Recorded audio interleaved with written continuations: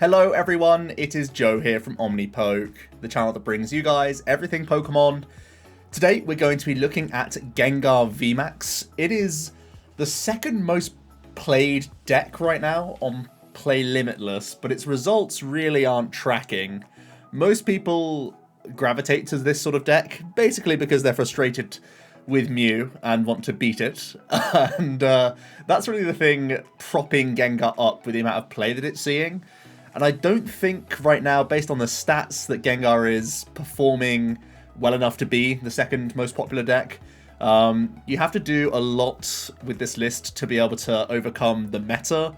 I feel right now that there's a number of one-prize decks, which really just doesn't show Gengar any good light, so we have to play the full 4/4 Houndoom and Stonjourner to try and have multiple single-prize attackers, and it means we have to go all the way up to 4 Urn, which is annoying. We're trying to fit in Bibarel, because I've always been concerned about how Gengar draws throughout the game.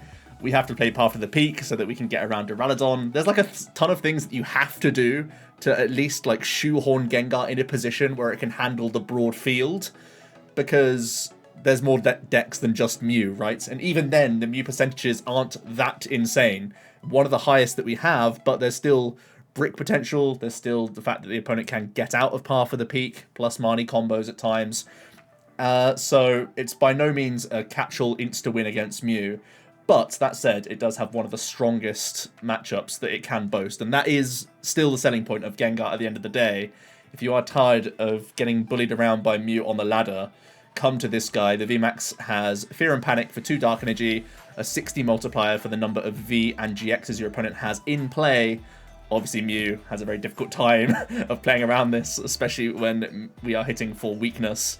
The Fear and Panic attack is also good into a number of other matchups where you can, just for 2 energy, get some chip damage in. It's not necessarily always going to be a knockout, but with the help of damage modification from Single Strike Energy, as well as Choice Belts coming into the deck, this is doing meaningful damage for the most part, and is it pretty much very often going to be doing 2-shot damage, as long as you're facing V-based decks. And then we have the Swallow Up attack, which is also a big selling point. For 3 Dark Energies, you do 250 damage, and during your next turn, this Pokemon can't attack. A little bit frustrating that we have that downside, but the 250 number is very good, and a lot of people yearn for that sort of number, but it gets even better thanks to Single Strike Energy, which is buffing this even higher. If you get 3 Single Strike Energies on, you go up to 310, which is already enough to deal with Big Charmed Arceus V-Stars. Additionally, we have the Choice Bet as well, so we can easily one-hit KO opposing VMAX Pokemon, even when not hitting for weakness. So that's where we're trying to get our up trades. We're trying to make a Gengar, do a G-Max Swallow Up. Hopefully, if we have Hiding Darkness Energy in the mix, we can do some shenanigans where we free retreat with Hiding Dark, then play a switch, or we just Hiding Dark into another attacker that we can power up with our Single Strike Roars. That's kind of how we're going to try and get around the Swallow Up. But this really does get around a lot of these tanking Arceus decks that are trying to use Sharon's Care to buy back time and turns against people. You just swallow them up and one-hit KO them. So that is a good thing going for you. And again, Path is very good against Arceus as well as Mew, so at least that stadium is doing good work for you here. So we also have the V, which Pain Explosion is definitely good enough to knock out fellow 2-prize Pokemon. So if you are just trying to do a bit of a trade, you do have the Pain Explosion attack. It's very similar actually to the attack of Galarian Moltres. This time, instead of self-powering up, we're relying on the Houndoom to help us get there, but that 190 as well can get buffed by the energies and the belts, so certainly good numbers there.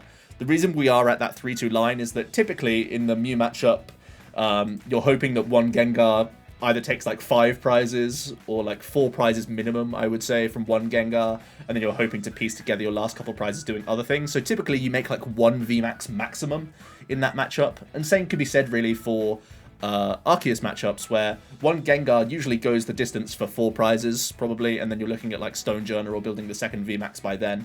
So you don't get wrecked too much by having the thin line, and it opens up the door to play like VIP Pass, which I think is really big for a deck like this that is setup based and wants to get multiple Houndour down. Now, it is less important than the Umbreon Urshifu list because we have efficient energy attack costs here, but anytime you can hit a VIP Pass, it gets you to get a little Bidoof down, and boy do I love the Industrious Incisors of Bibarel in this list. I have been tearing my hair out with Gengar pre-Brilliant Stars, but now that little bit of extra draw certainly is welcome, and it means that we have not disrupted ourselves under our own path very often, because the Bibarel is going to keep us drawing cards and hopefully maintain the chain of supporters. So that's really what we have going on here. Gengar pulling the energies out of the deck for us. We have to keep in mind, keep track of our single strike energies the entire time. There's always the sequencing of trying to draw before or after using single strike raw, if you need to manually attach these and draw into energy cards, as well as keeping track of your Urn of Vitalities for when you suffer knockouts. You might need to reload before roaring all these energies back out. But yeah, unfortunately, the format is more than just like Mew and Arceus decks. There are other things out there that are typically going to be awkward for you. But I'm hoping that with the very thick line of Houndoom and the one Stonjourner, you could even go up to 2 Stonjourner if you're really respecting single prize attacking decks. I think we have a fighting chance here. So that's kind of the idea. Try to fit as many Ball SSH cards in as possible. Up to 4 Urn, although previously it's been at 3, again, because of single prize matchups.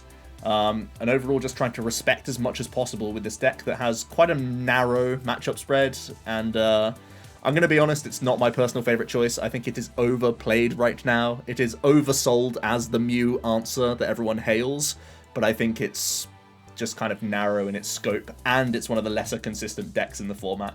I feel like there are stronger options if you want to counter Mew. Regardless, it's a force in the metagame. It's in the top 10 of decks, I would assume. Although its overall win percentage is quite poor on Limitless. It's certainly a deck that you have to respect and expect at tournaments. I do think it is personally overplayed, though, for what it can actually do. But if you're frustrated with Mew, yeah, I guess that's the main draw to a deck like this. So we are going second. We have a lot of our energy cards. We only play 8, so this is a really high portion of energy to draw straight away. And we have hit a Mew matchup, which is what we're trying to do, right? And what is probably the most likely matchup you'll face in the game today, with almost 20% of the metagame being filled with Mew these days. So hopefully we can see the selling points of this deck in this matchup here. As our opponent does go first, they get the VIP down.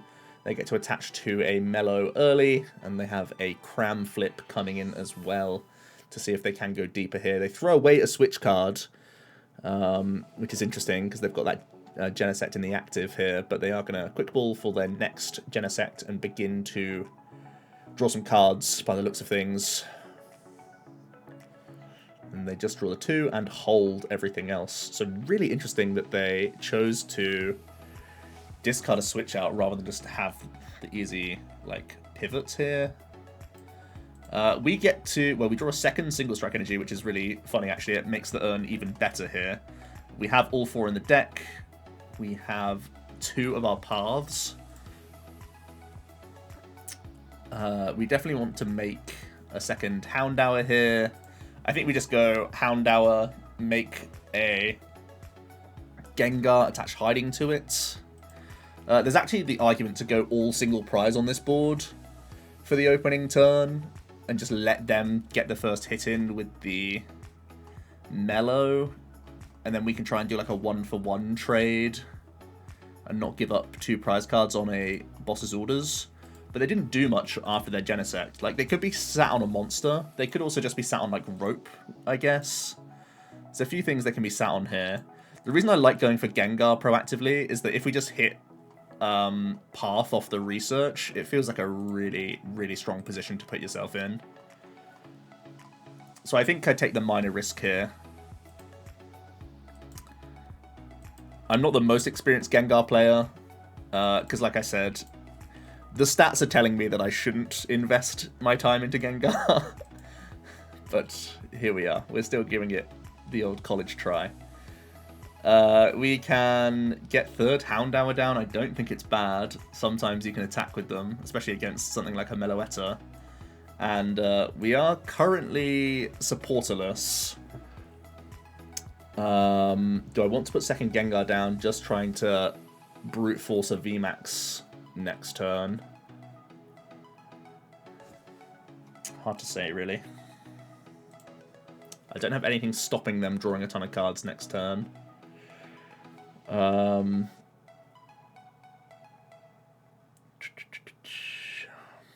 think I hold everything. Because if they are going to get a knockout, it's either with, like, Tablet, Double Turbo, Boss, or it's going to be Meloetta KOing with a ton of tablets and a Boss. So we'll see where their hand takes them. They do manually attach to their Meloetta. It may be that they just take a single prize knockout this turn. They're actually going to Peony, so no Gust. But this guarantees them their switch out. And lets them take the first prize at least. Oh boy, they're going for a coin flip. Okay, I spoke too soon. The coin flip is really weird though, because they need to then draw a ton of tablets. So this is like a real high roll catcher. Like a super high roll catcher. Yeah, I think that was a really greedy choice, personally. But hey, Mew gonna Mew sometimes. Gotta respect it. They are probably gonna grab the Genesect here, unless it's already in hand. They take no target and then just draw 3. So they prize double Genesect. Huh.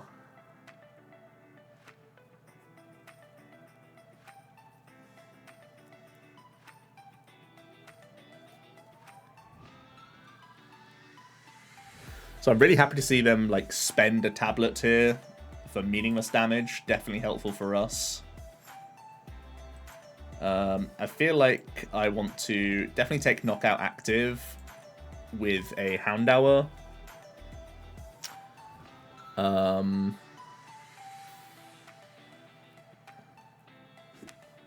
think I'm probably going to have a Crobat on this board.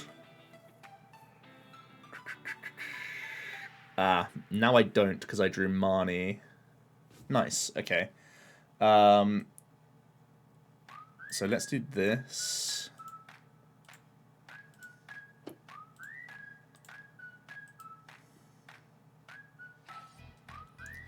Choice Belt does also allow another strange avenue that you can do. If our opponent continues to ignore our Houndour and we turn it into a Houndoom, we can actually Darkness Fang with 4 single strike energy and a belt. You can KO Mew V-max, which is a new trick in the book for this deck. So our money really doesn't give us much help here. So we're going to hope that this prize helps us a little bit more. I think there's not much reason to... Oh, I guess there is a reason to Houndoom. I could Roar to Gengar. Or I could Roar to the other Houndoom. I think I'm actually roaring to other Houndoom here, because I'm holding Boss. So I could be making a Boss KO Mew turn next turn with the other Roar.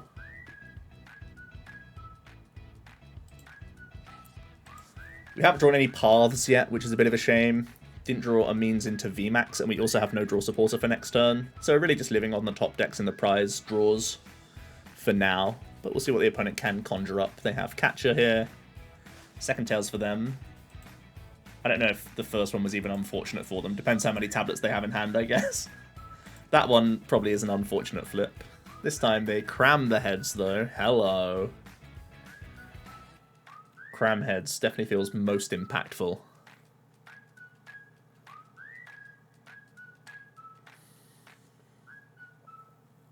There's the double turbo. So they're going to look to Boss's Orders Gengar, I guess. I see Pal Pad. This list is wild. They even chose to put Peony back into the deck. Wow. I see Rope. I get to protect an energy. That's not bad. So they have been unfortunate with the double Genesect prize by the look of things. But they did choose to discard their own Meloetta with an Ultra Ball as well. So now we're actually going to see a Sparkle. So this is just going to be a leap play. This can't be correct, can it? I think our opponents not played to their outs well here. Not as well as they could have.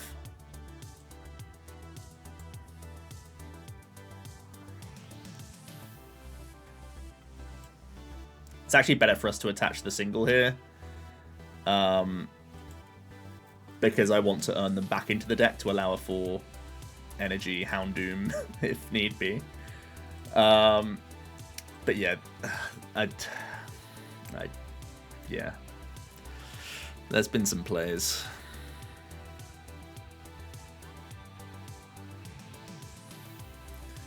Certainly been some plays.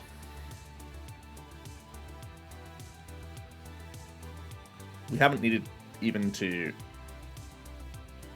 path the opponent to brick them. They've just kind of played themselves a little bit. It's a trapping Bidoof play. You love to see it.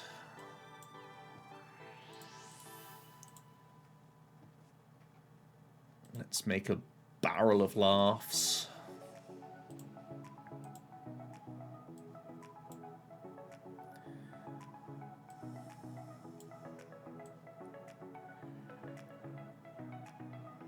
Let's get our free tower draw. It's in sizes for 2, I believe. How many ultras have I played? I've played 1 ultra, 3 quick, so maybe the Marnie's actually strongest here. It's Marnie. It's one of those things where you have to make an educated guess on how much incisor value you can get. And in this case, we've done well. I'm not even worried about path. Look at their board.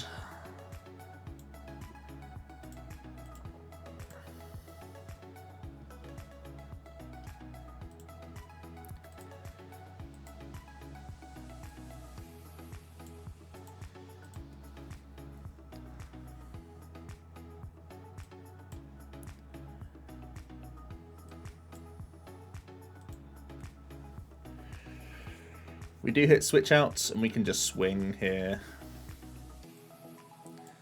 Don't see a reason to not.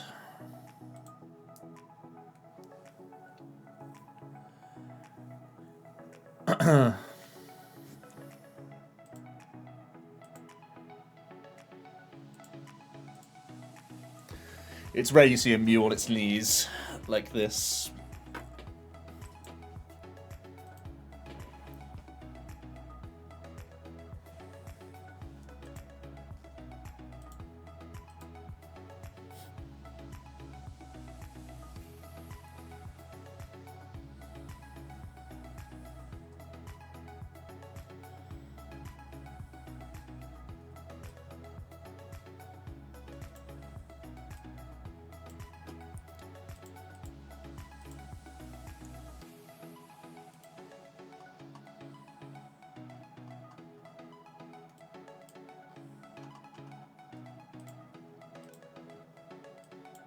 We have quite a few draws towards boss. Ah, straight away. It's definitely a concession from here, right? He's sat through a lot of pain, but this has to be the final straw. Yeah. Well, I feel like that wasn't a true reflection of how the matchup goes against Mew. There was definitely some sus stuff going on.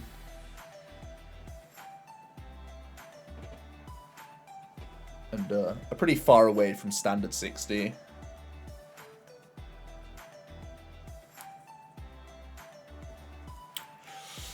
Let's try and get another game in.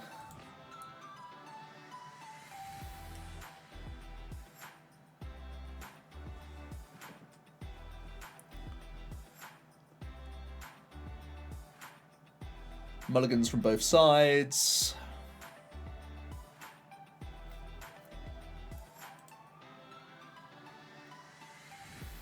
Another Mew. Let's go. The rewind. It's rewind time.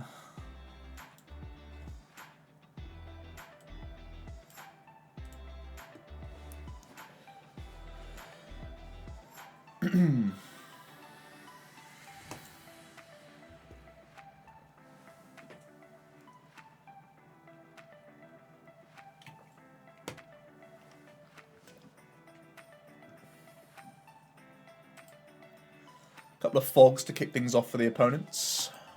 Always nice.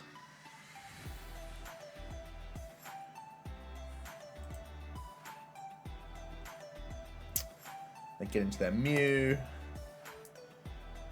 The Cramheads VIP Pass pop off. You love to see it.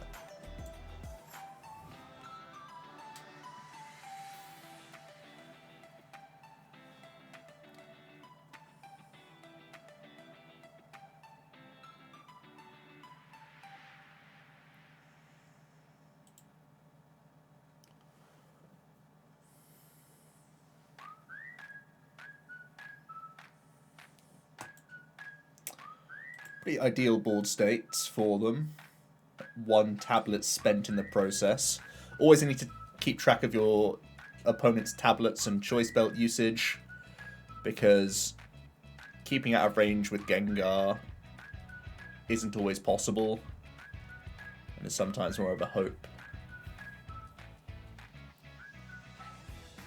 They can get the energy drop on Meloetta. And we do pick up the Quick Ball, which is nice.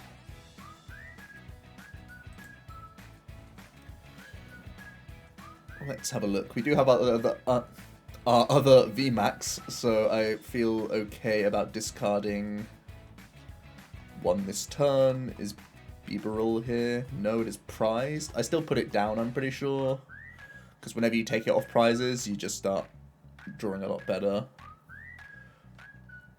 We've prized a single strike energy. We're discarding a boss and prized a boss, which is yikes. We've prized 2 urns and discarded 1. That's also a yikes, especially when we've prized an energy. Ooh, scary times. Okay, let's make a Gengar and get the energy drop on and hope that research gets us path.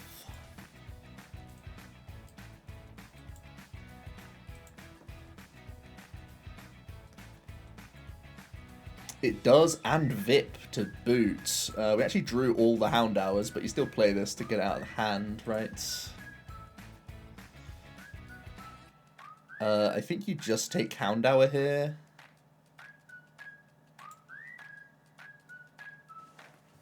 Yeah. I guess I could go second Gengar. Our hand is so dead. I should just thin as much out of the hand as possible to improve the top decks.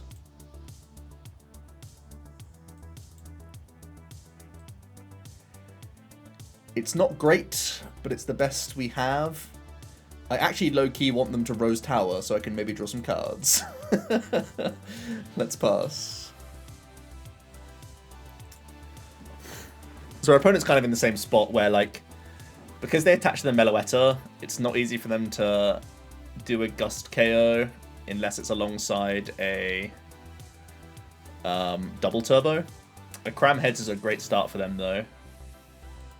They got rid of a second tablet as well. They are burning through these tablets, and I love to see that, because I want to try and make a VMAX at some point. I want it to stick, and I want to just fear and panique them. This is not the stadium I was looking for.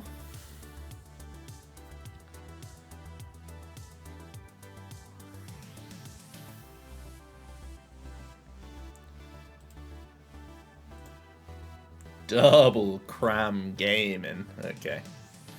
A tails this time around, so they can start drawing up.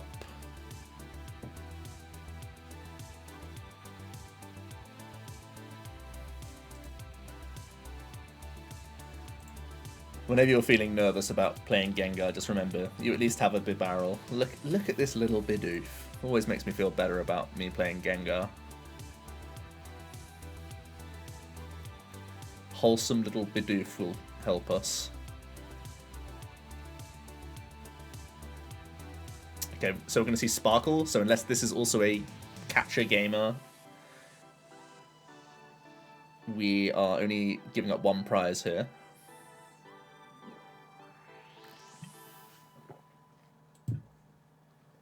Wow. Sparkle 1 to Genesect. Now that's a play.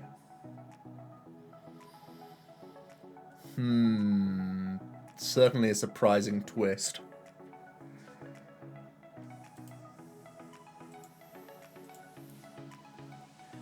Let's see, Ultra Ball. They got rid of another Fog as well, so they're just digging towards double turbo, I guess, for later. They have done a really nice job of deck thinning this turn.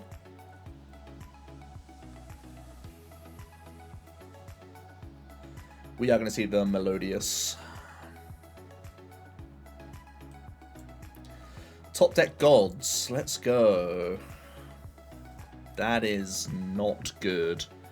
Cannot even knock out Meloetta this turn. And this is Gengar for you.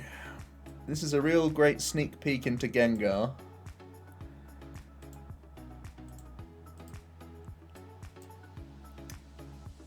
I will bite here. I don't think it's ever correct to attach to a Gengar when there's a Symmetry out. It's just like helping them still reach a KO. Because they still have 2 tablets, right? So with Belt double tab, they're in range of a KO if I damage myself once from the Symmetry. They obviously insta-pounce with a boss here. 2 boss down. They have license to turn attached to, like, even a Psychic Energy to this Mew. As they continue to thin everything away. They're double belt gamers.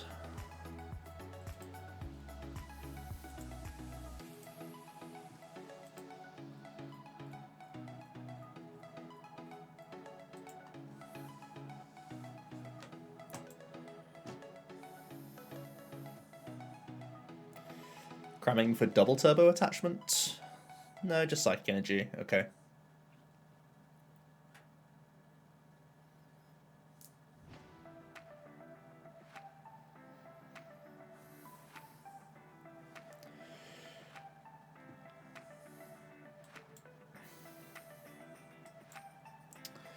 Alright, top deck Gods. Well, we can take a KO. They only play 3 boss, right? So I am allowed to... If they boss the Gengar proactively, and I bench this, I can try and make him go through another Gengar. So we're hoping he takes bait and doesn't KO active here. Bibarel. Hate to see it.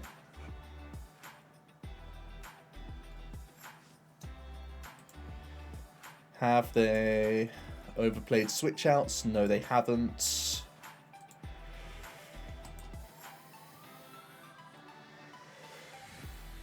We basically can't win if the opponent just plays well over the next 2 turns. They just need to KO active casually, and they just need to save boss for next turn.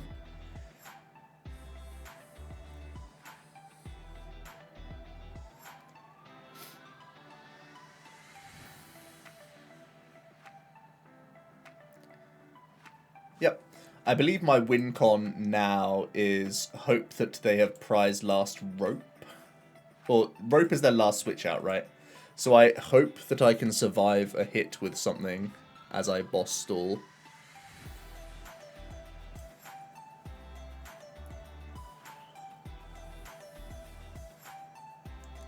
It's a great feeling. It really is something.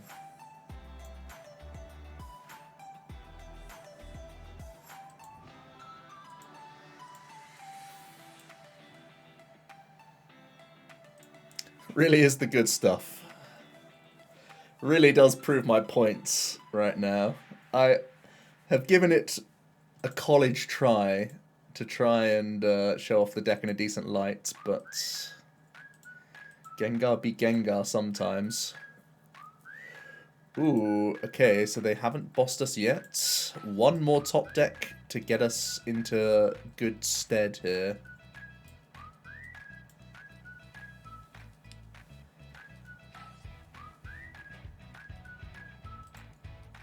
Are we officially dead? No, we're not officially dead. We need them to last prize like psychic energy.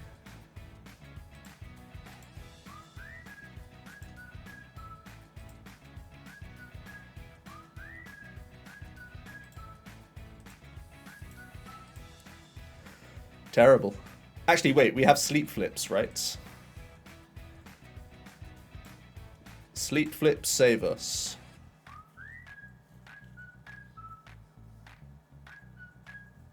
Rats. You hate to see it. Well, Gengar do be Lego sometimes. We had a number of top decks to actually get into a good spot there, but the deck just said, nah. Which is a shame. And there's no worse feeling than choosing to play Gengar at a tournament just to target Mews and still losing to them. That really is the worst feeling possible.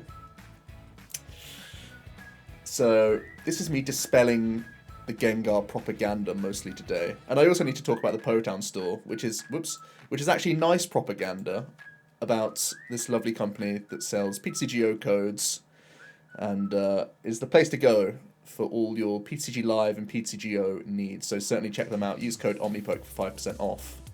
As we are jumping into this next game here. Well, it's not a brick. We have supporters.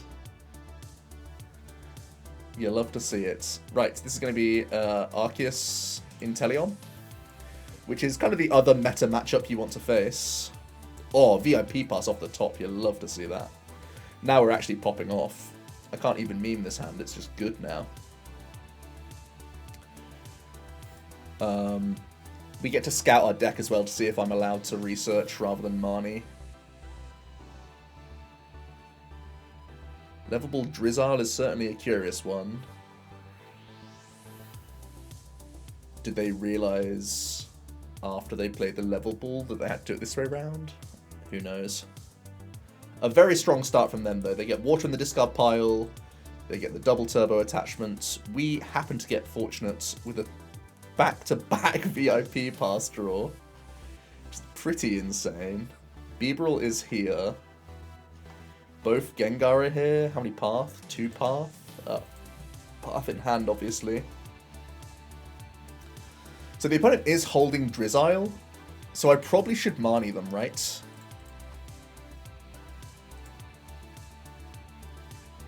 We probably are doing the textbook Marnie path play here. Truly textbook plays.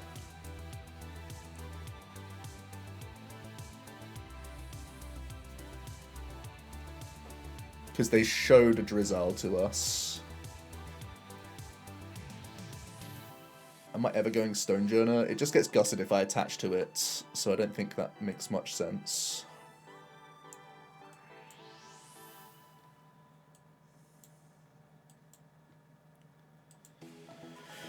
Let's get that Drizzile reset. 3 VIP past turn 1. It's the Jekyll and Hyde situation. We'll certainly save that for next turn, though, for Ultra Ball fodder.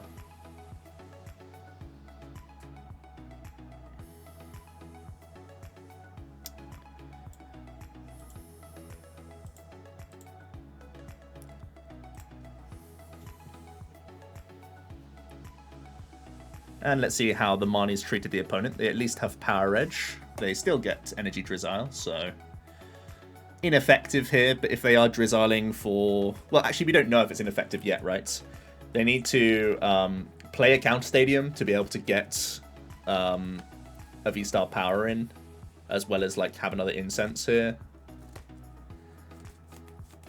So we'll see how this goes.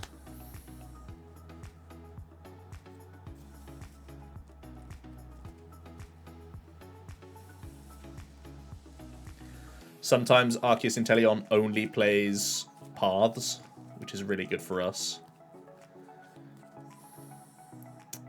They are just grabbing research here, so they're going for the deep dig to hit V-Star, but they're not content with just hitting V-Star. They throw away Fish and Boss. They do hit V-Star. Let's see if they also hit more Sobs or something to attach to with this Arceus. They hit the Pumpkin! Yo, nice. And then they level ball. So they are playing the most searchable tech card, which is nice to see. And it means our opponent's going to have a really good turn here. They can Starbirth and get themselves another Arceus to attach to at the very least here. And then maybe just like an Incense for next turn or something. So they're in the game. We're gaming. And props to the opponent for actually respecting the amount of path in the game right now, which is creeping up because of Mew's popularity. You have to admit. Arceus are playing them for mirrors as well as for Mew, and Gengars are playing them for Mew, Arceus, and Duraludon. Jolteon's creeping back in. He's Uno reverse carded us as well. I did not think this was the most important thing to do against us when there's a Bidoof down. If there wasn't a Bidoof down, I'd like this, because he's denying Crobat, obviously. But it feels a lot weaker when in this context, you know.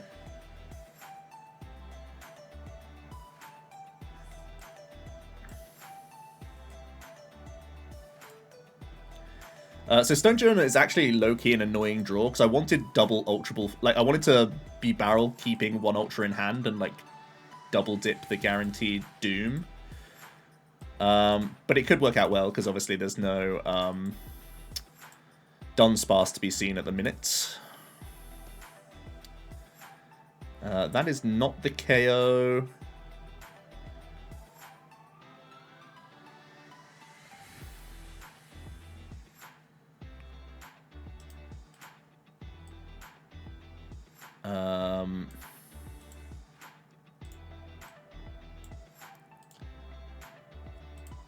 But we do have a Marnie here.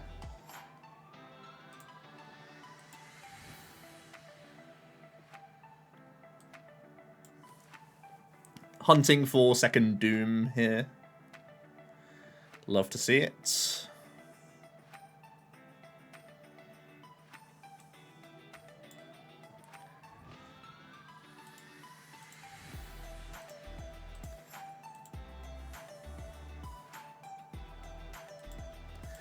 And the opponent just scoops on that. And it's one of those things where I don't really like to see the scoop there. But to be fair, like, the up trade is really nice. We go down to 4. He has to respond and respect Stonjourner to go down to 4 himself. And then we just need to earn Gengar through that guy. And then, like, he's basically out of attackers. And, like, he can never afford to put down an Arceus again. And has to just try and hope that Inteleon beats us from there. Which just isn't an easy thing to do. So how long have we been going? 38 minutes? Let's get one more game in with Gengar. So far, we've hit the meta matchups. We have lost to a Mew. Thanks to Gengar things. But that game was much smoother. And you can see how Bibarel is busted. And you can see how top-decking VIP Pass into VIP Pass really is good. And it's the sort of high roll you need with a deck like this. Once you thin your deck of all those cards, the deck starts feeling smoother. We've done well at going first as well here. It's a hand I love to throw back in. I want nothing to do with this hand.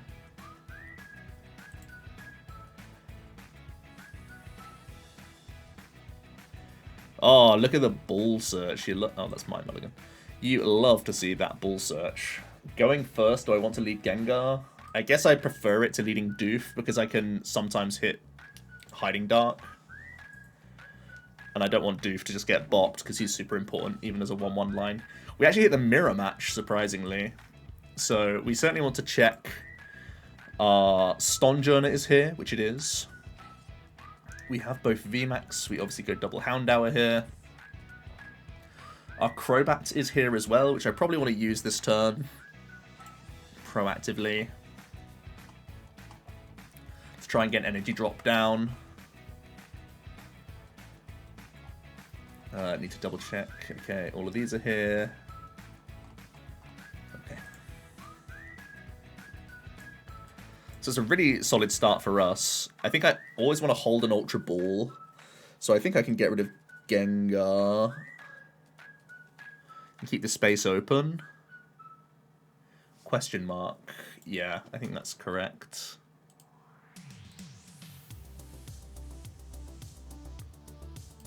Oops. And let's see some cards. I kind of like holding the Quick and Ultra here. I know I could draw more cards, but if I can like hide a Stonjourner until next turn, it could be insane. We do miss the nice energy drop here. So do I want to make a third Houndour just to give myself the option to still do a solid Pain Explosion if I want it to be? Yeah, I think that's fine.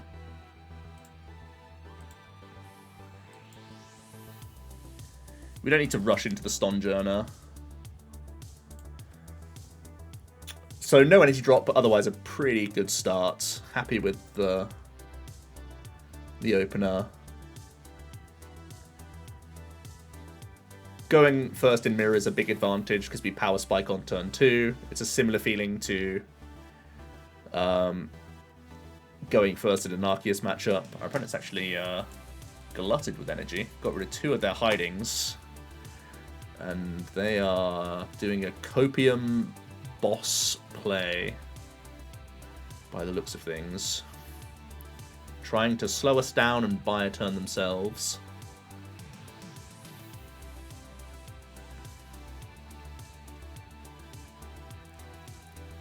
They do drop a path on us. So they only got 1 Houndour down, so I don't have to be scared of Stonjourner. So I can evolve up here and attempt to Fear and Panic KO, which is nice. So we'll do that and we'll make our bibs.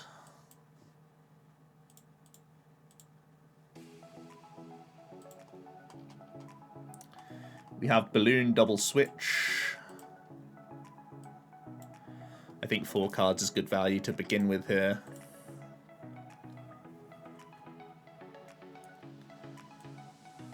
There's our Doom.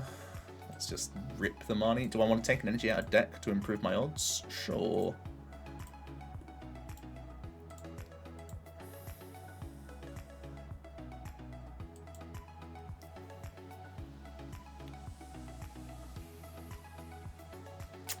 We are missing the pivots, unfortunate.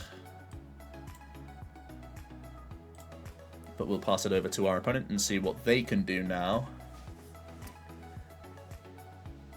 There is the potential for the very high roll of a swallow-up KO on our VMAX. They just scoop? Why? Why does everyone just scoop? Don't they know I'm here to record videos? Sadness. So pretty surprised by that concession. Maybe their hand was just poor. It is Gengar after all. Oh, Gengar. Why do people endorse you as a deck? Oh, for times like this, that's why. VIP quick. Okay, Gengar's busted. I take it all back. Another Mew. Man. If this could be my day at Liverpool, I would actually play Gengar. If I can guarantee that my first 5 rounds would be Gengar, Arceus, triple Mew, I think I would just take that and play Gengar. But there's no guarantees, even if Mew is over 20% of the field. Sometimes you lose your round 1 and then something... Then you're in a pit of all sorts of decks. We're even going to get Rose Tower value. My goodness, this is going to be something.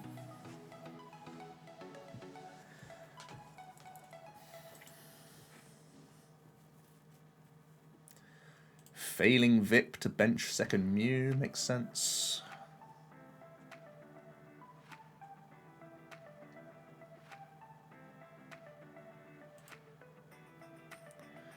Yo, how many Vips did they hit? 3 Vips on 1? Delicious. Then again, I can't really comment. I too am a high roller.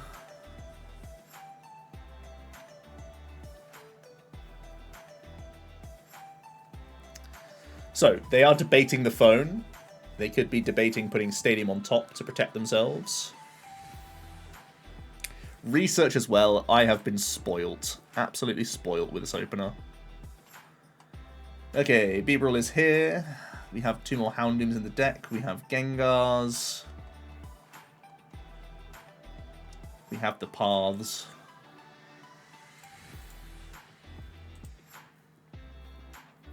They didn't get Energy Drop turn 1, by the way, which makes me feel safe going double Gengar here.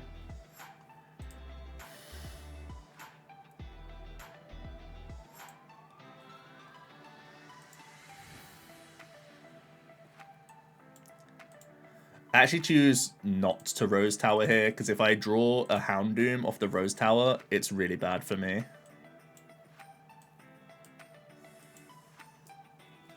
It's not worth the grief.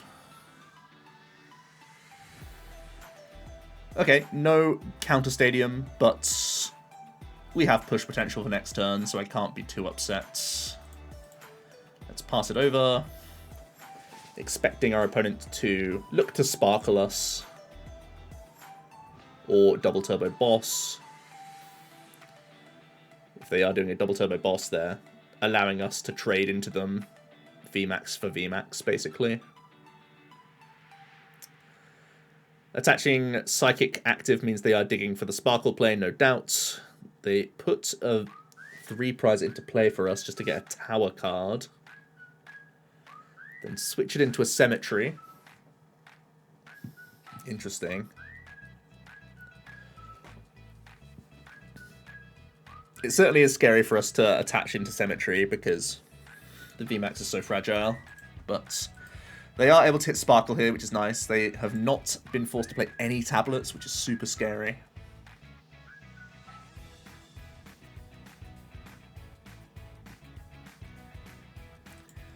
They can get an extra Genesect card.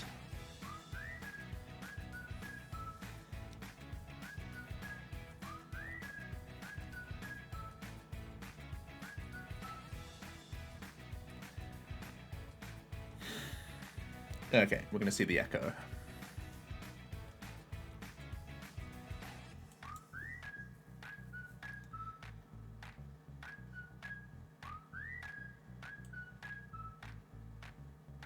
Let's Doom up. Balloon up. I think it's going to be a Marnie.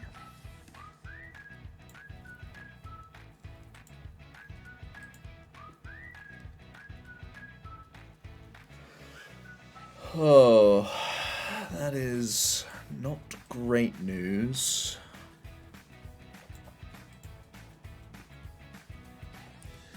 You hate putting down the easy bat prizes, but here we are.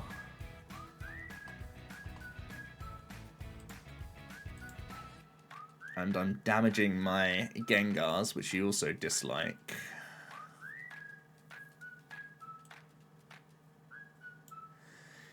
Unless I do the classic Houndour KO here. Houndour KO goes down to 4. We have the option to double evolve these, so even Crobat being in play isn't a big problem. I KO with Houndour and he Gust KOs, goes down to 3. I can try and Houndoom KO. So I actually should do it with the Doom because I'm holding the belt, which sort of dissuades him from gusting us. Or if he doesn't gust us, we can punish it harder.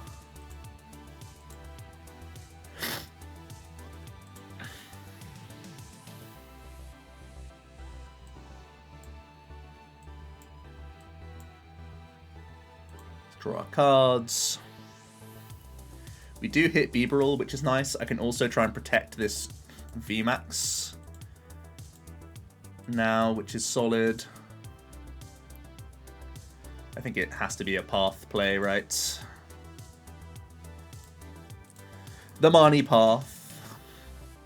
And sort of see how they react to it.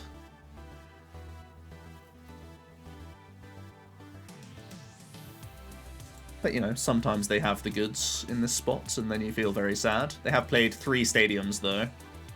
Court Tower Cemetery gone in the early exchanges.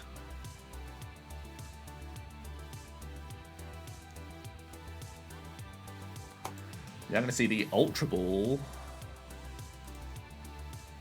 Grabbing Pumpkin. People out here prepared. Let's go. That's the second Pumpkin we've seen in the video.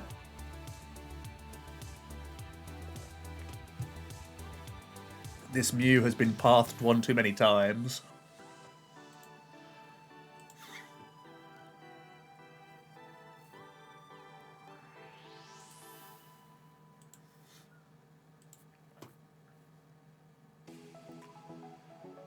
They are limited with the amount of draw they have, though, because their board is only double Genesect. So I think they're probably in this spot right now where they're thinking, do I proactively, like, play a boss and start tabbing? Or do I, like, play a boss here even proactively and try and get into range of other things? They're probably debating whether or not they need to proactively play a card and, like, try and hit the VMAX maybe. Maybe high roll into tablets. It's got to be the debate that they're considering after a Cram Tails. Because they haven't played a single tablet yet. Yeah, exactly, right. So he opts the safer route. They still need to hit energy. And they can't.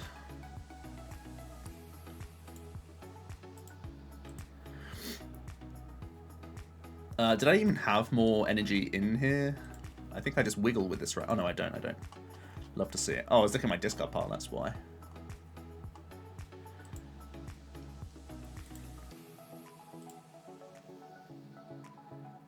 So we are going to be damaging ourselves here.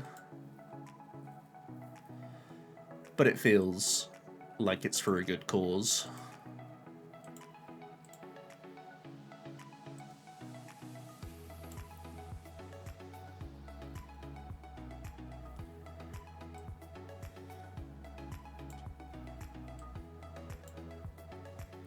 The second path comes in. That's probably going to be back-breaking for them.